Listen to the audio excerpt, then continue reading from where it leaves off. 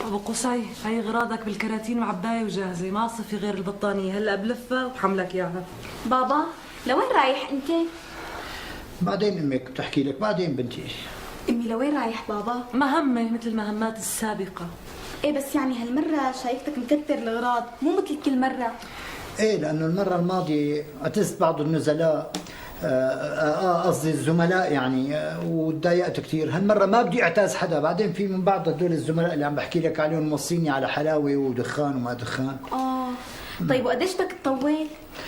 والله ايش بقى حسب تصديق الحكم. يمكن تتخرجي من الجامعه وتتجوزي وتجيبي اولاد وما تخلص المهمه. خافي الله يا ام قصي، انت بتعرفي انه ابو قصي مهذب وسلوكه حسن، فيها ربع المده هي. طب بابا شو اسمه هذا البلد اللي رايح له؟ ولايه عدرا. ولايه عدرا. ولاية عدرا؟ إيه بحياتي ما سمعت فيها.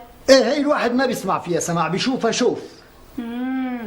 طب مثلا هي شو بتشبه؟ تشبه مثلا ديزني لاند، فيها هيك قلابات لفوق ولتحت ودويخات، والعالم كله بقى منظمه وكله لابس مقلم هيك مخطط، وانا كمان حالبس مثلهم مخطط. لك عن جد؟ سالي امك. عن جد امي؟ انا ما شفت، سمعت منه.